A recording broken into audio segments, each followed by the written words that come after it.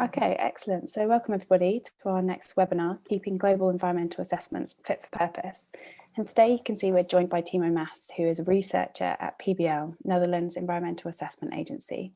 So at PBL, Timo's research focuses on the intersection between the environment and international development. Today, he will present the results from a recently published report by PBL, which analyses the role of these assessments and offers several options through which to keep assessments fit for purpose. So as always, there will be a chance for you to ask your questions at the end of the presentation. Please do submit these in the Q&A option at any point during the presentation. You should see this function at the bottom of your screen now.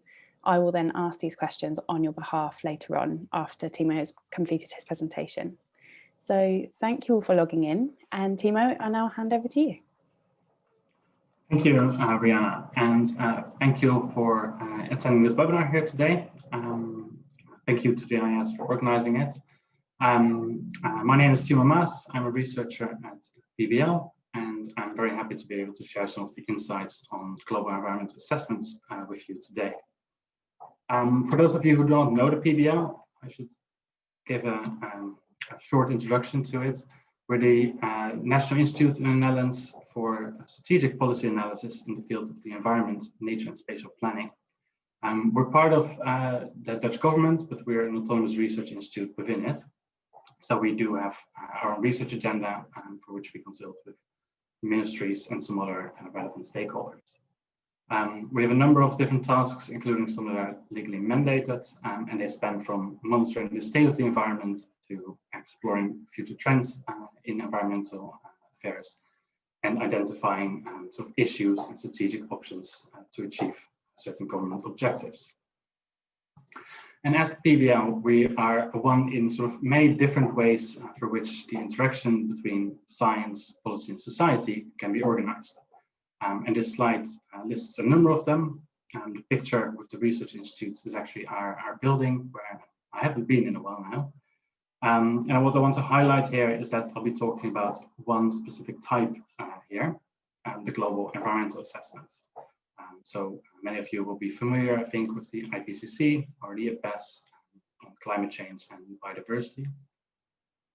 And some of what I'll be saying will be relevant to some of the other types here, but most of it will sort of be mostly focused on these assessments. So we've studied these assessments in two ways recently, coming from questions being asked by the Dutch Ministry of Foreign Affairs and the Ministry of Infrastructure and Water Management. And the first question is a substantive one, which comes down to there's a number of recent assessments. What is the sort of the shared message, and what are the key lessons for the Netherlands to take from that? And that question fed into this report here on the top half of the slide, for which we synthesized 5 recent global environmental assessments: the IES Global Assessment, the IBC 1.5 degree report, the Global Land Outlook, the Global Environment Outlook, and the Global Research Outlook.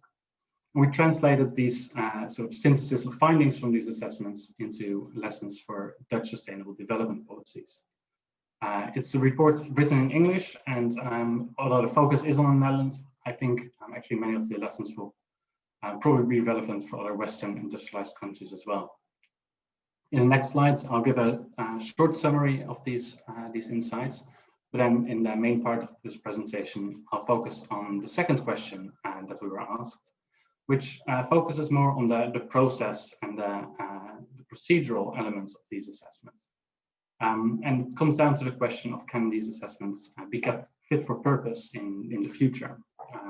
With questions like, what do they do? How do they do what they do? And how they relate to each other and to the environmental governance context that they seek to inform.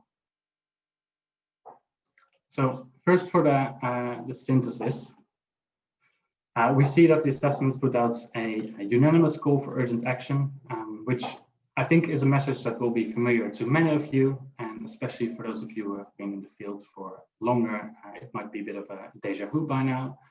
But environmental degradation continues to increase, and we're already seeing its effects on human populations as well, with those most vulnerable being among the hardest hit.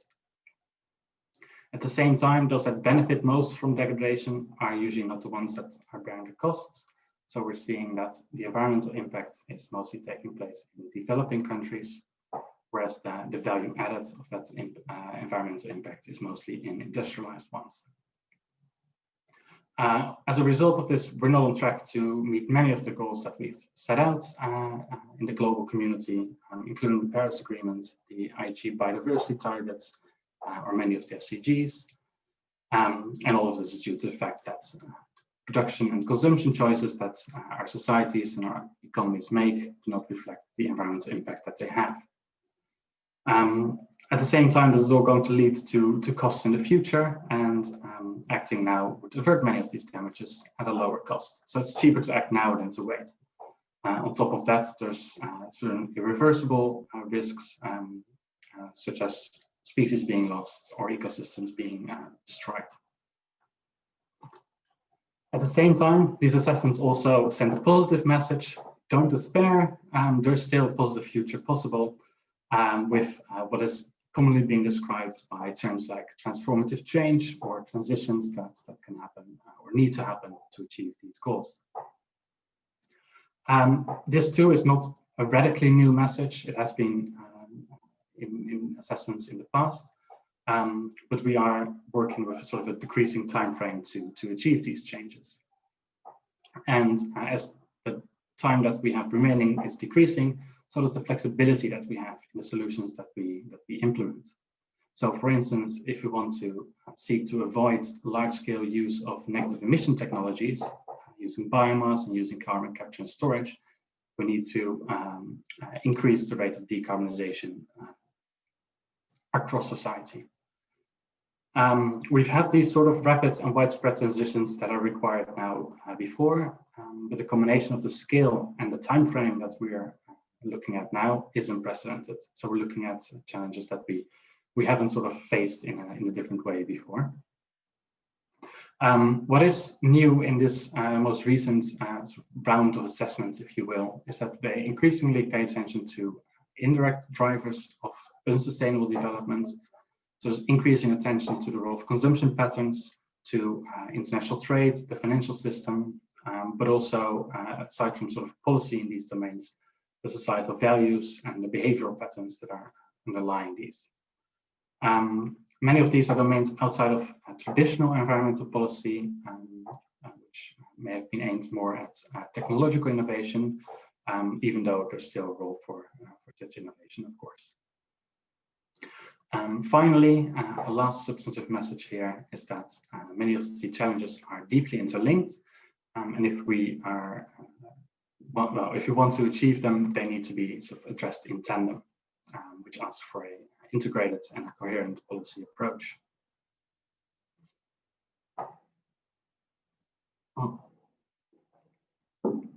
With that, I want to leave the synthesis for what it is. There's more in the report, and you can email me if you're interested, of course.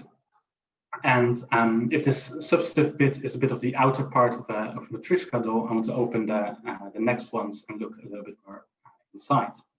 So an assessment can be defined as something that synthesizes the state-of-the-art of fragmented scientific knowledge and provides insight into scientific agreement and disagreement on answers to policy-relevant questions with the aim to improve the quality of decision-making.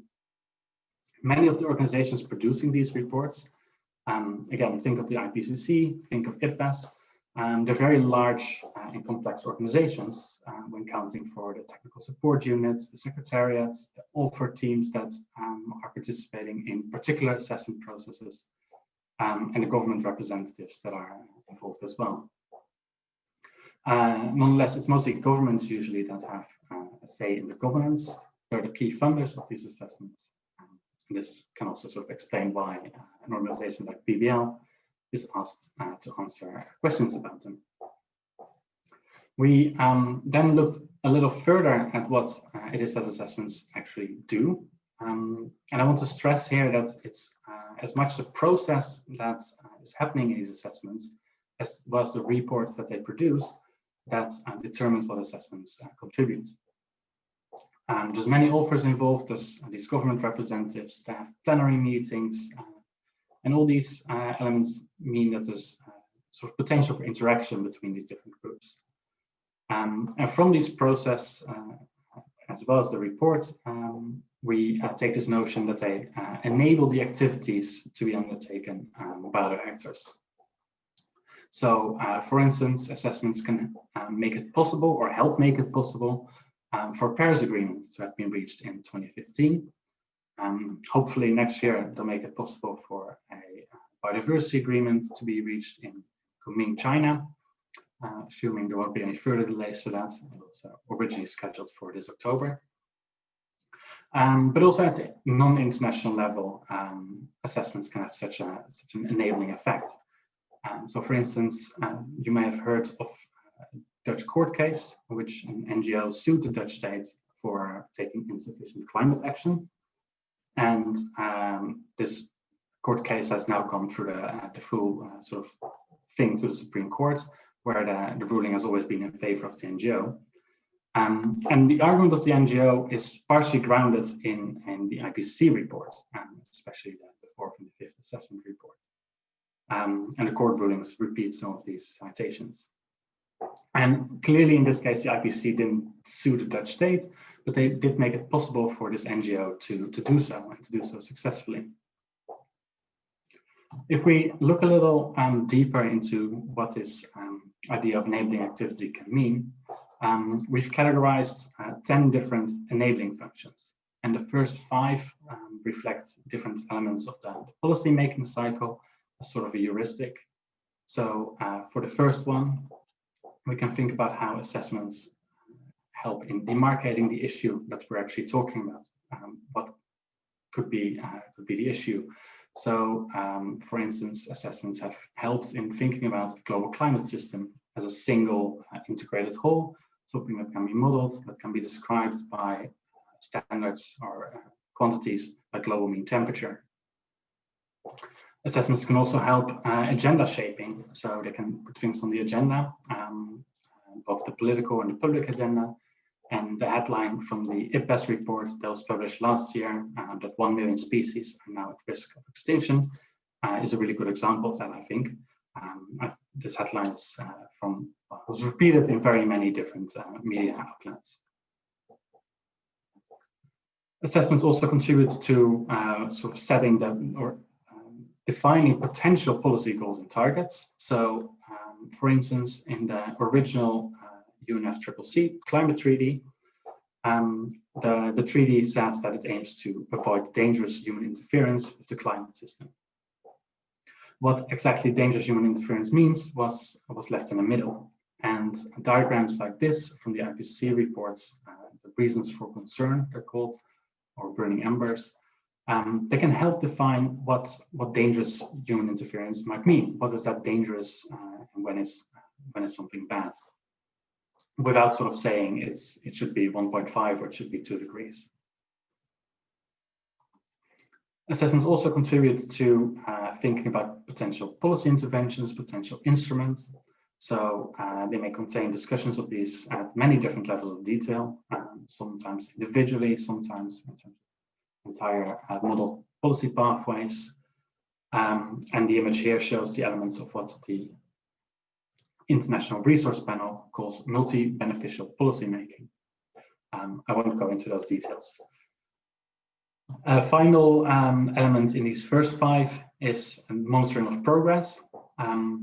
Think of some of the messages I just highlighted already, but think also of the UNEP emission gap report, which is a way to show there's discrepancies between where countries said they want to go, what countries have said they'll do, their nationally determined contributions, and what they're actually doing so far, the policies that are actually implemented and taking effects on the ground. Besides these 5 functions that are related to policy making, there's another 5 that relate more to policy implementation and scientific sort of enterprise itself. So we can think about assessments as contributing to capacity building. IES has this as an officially mandated task as well. Assessments, because there's these social processes as well, contribute to social learning between different groups, between scientists and policymakers, and within those groups. Assessments also contribute to standardization. So IPCC, for instance, has these guidelines for how to account for national greenhouse gas inventories that then contribute to how sort of the standards in the international community on that is. In the world of science, assessments help by, well, basically charting and giving insight into what is known. We also get insight in what is not known yet, what research gaps remain to be addressed. And assessments contribute to capacity building among scientists by having them build new networks and sort of enabling new collaborations and experiences to be gained.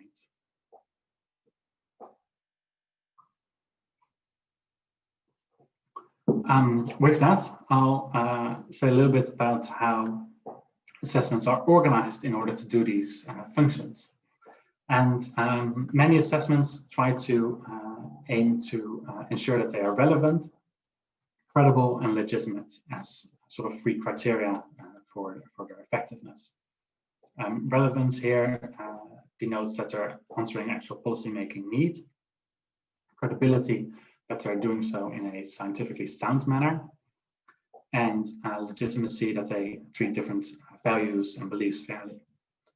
It's a rather complex one, the last one particularly, and it's commonly implemented by seeking to balance different geographical backgrounds, different disciplinary backgrounds, and different genders of scientists. At the same time, none of these criteria, and especially together, are particularly clear-cut. There's many different interpretations that are possible, different hierarchies and interlinkages. So, for instance, a strategy to be relevant could be at the expense of credibility, and so on and so on.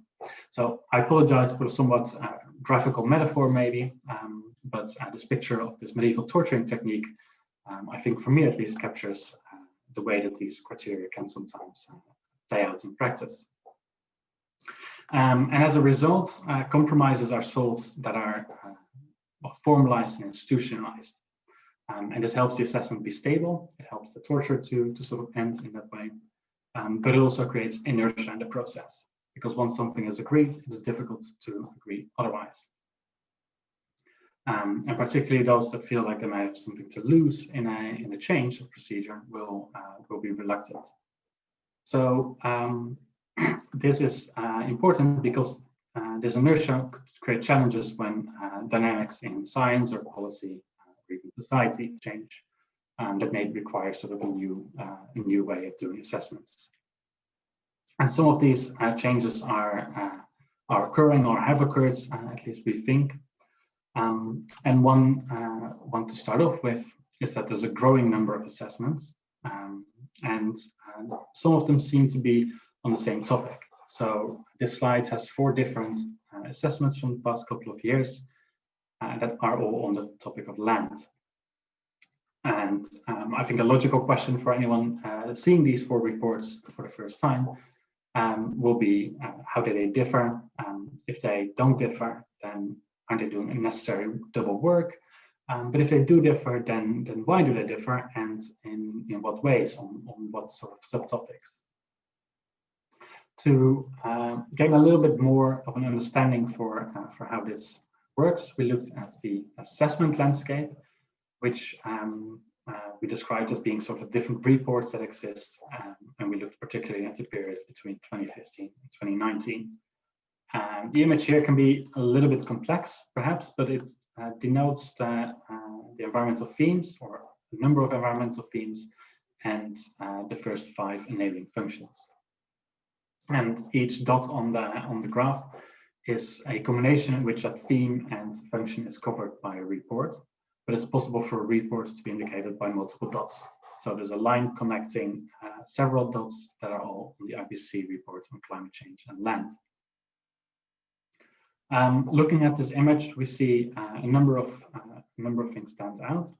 So first of all, there's a difference between reports that are thematic versus reports that are more broad.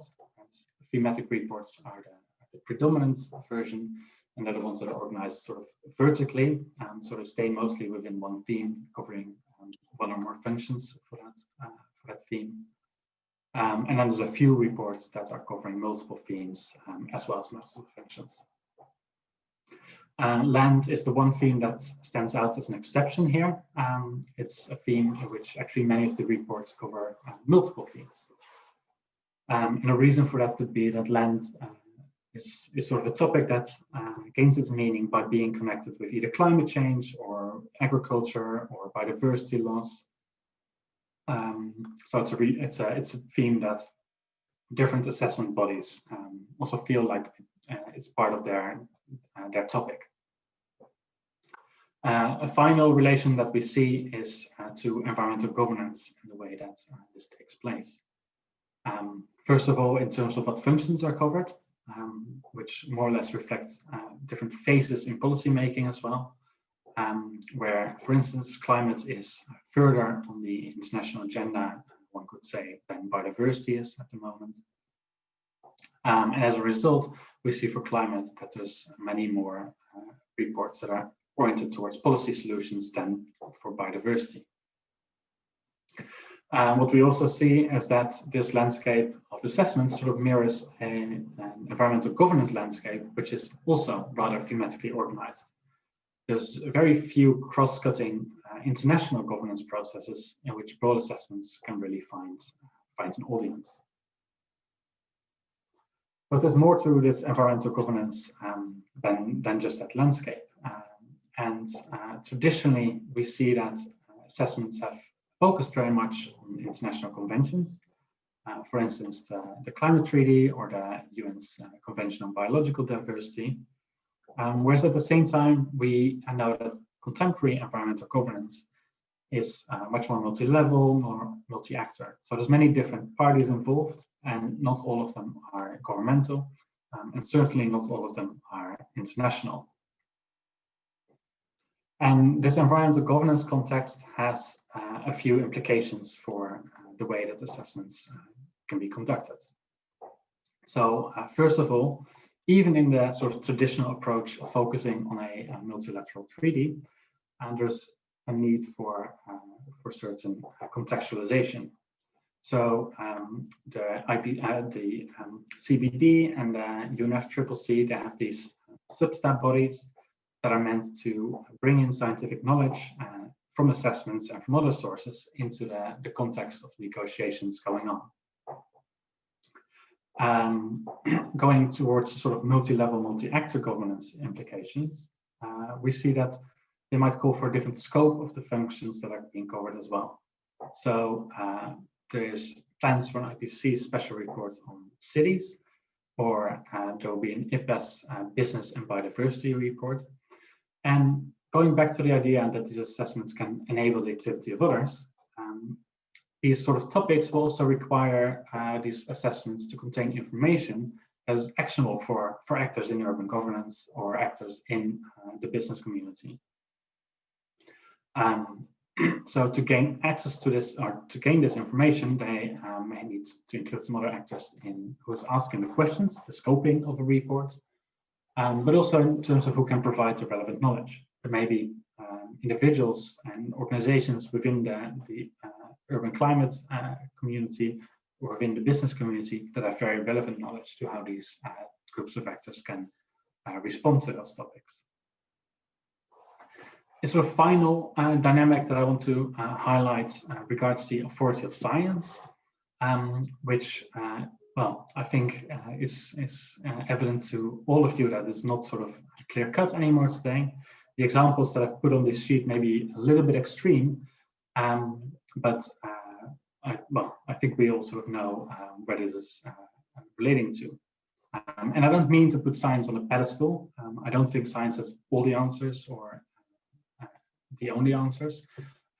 Clearly, to sort of solve environmental issues, more than just scientific knowledge is required. But what we do know from the past decades of research is that it's really difficult to separate science and politics. And one example of this playing out in assessments is the agricultural assessment, which was conducted about 10, 15 years ago. It's an assessment that actually included representatives from NGOs as well as from industry.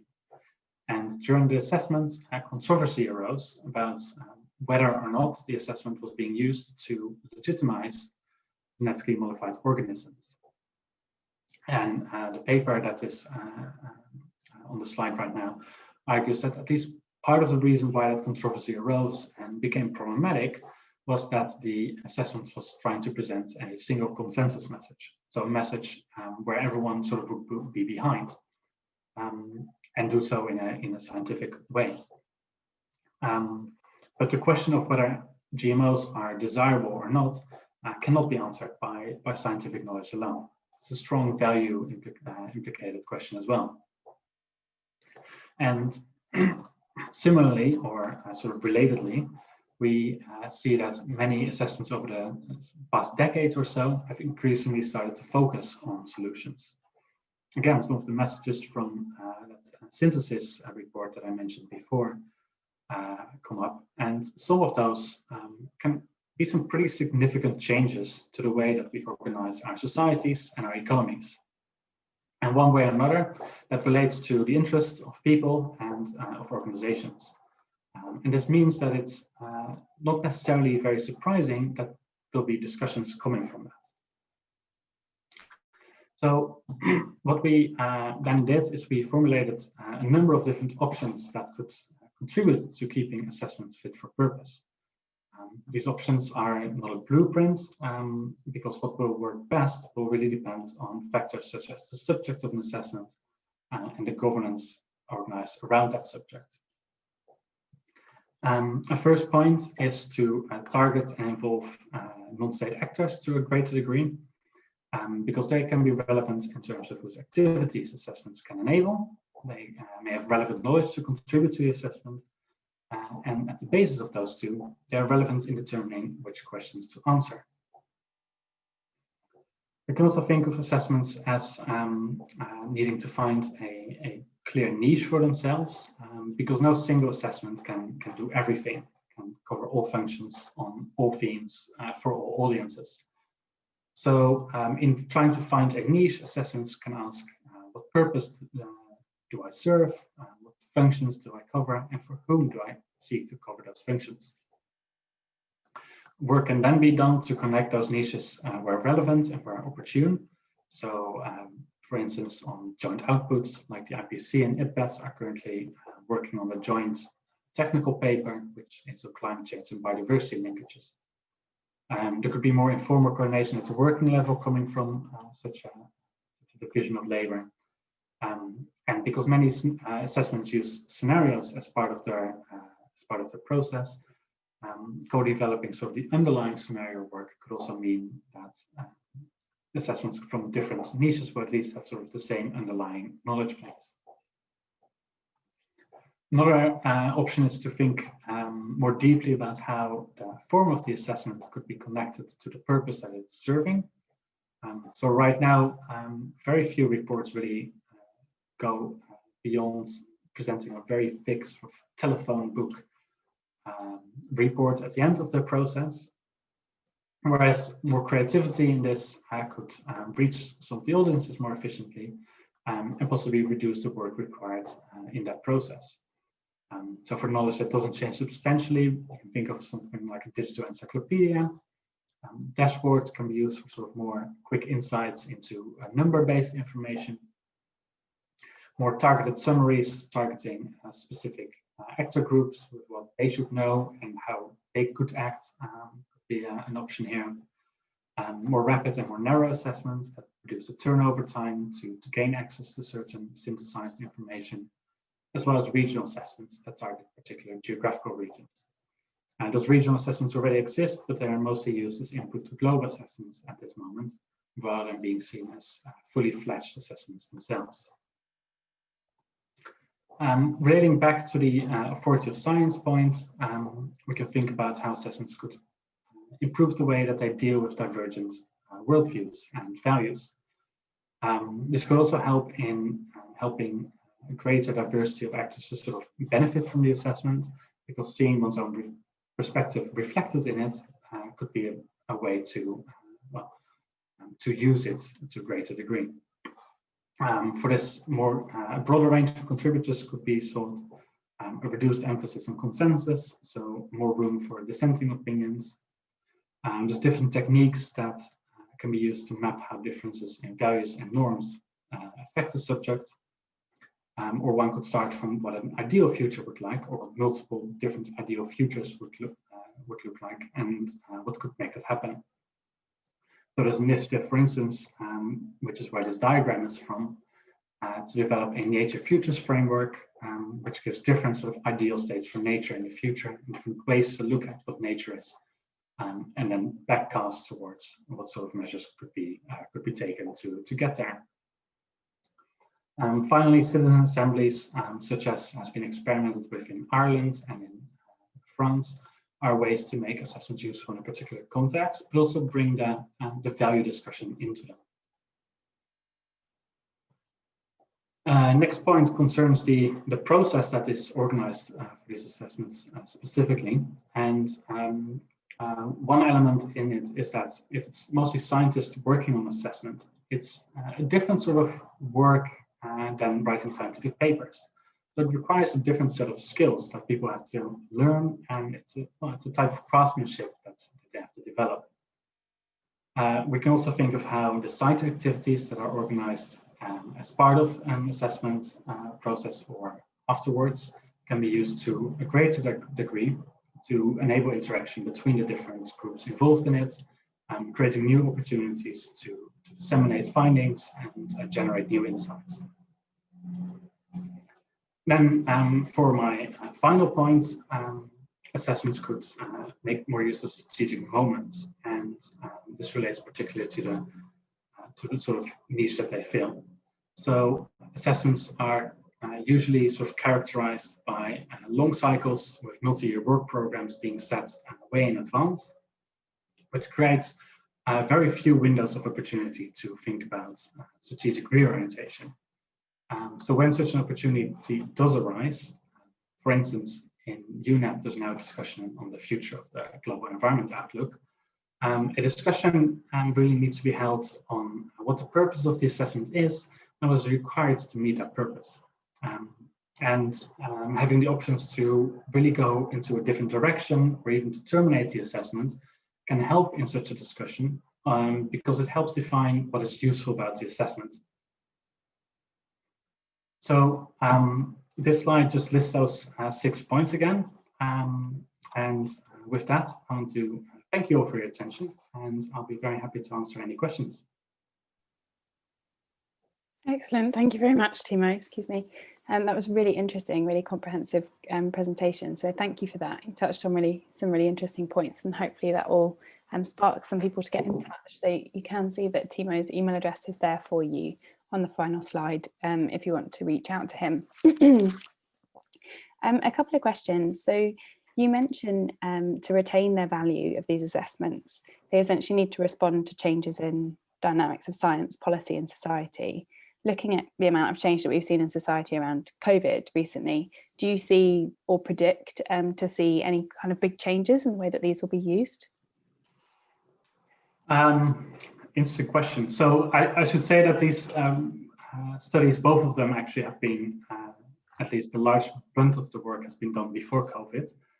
And particularly those 5 assessments are pre-COVID. I think one way in which sort of COVID is having an impact is in working digitally in very different ways. We've seen sort of the postponement of a number of international conventions. And I wonder how the fact that many of these assessments work from a similar sort of system in which they've copied a multilateral way of negotiating about certain things will really play out in a situation where we will be working more digitally, because I think many of sort of the smaller questions will be dealt with in the corridors rather than at a plenary meeting. So that's one part of answer to that question. I wonder whether COVID, well, I think COVID definitely has sort of renewed that entire issue of whether there's trust in science to a much greater degree.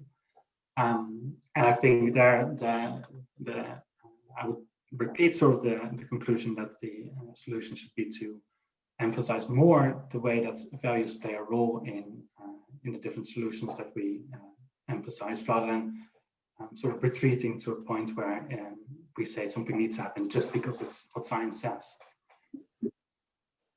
I think I'll leave it at that. Yeah, interesting. Thank you very much. No, I appreciate that.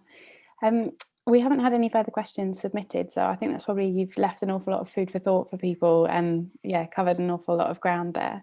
So what I'll do is I'll leave it there, and your email address is on the screen. So anyone that wants to reach out and get in touch with Timo about anything specific, or later on down the line, I'm sure he'd appreciate you reaching out.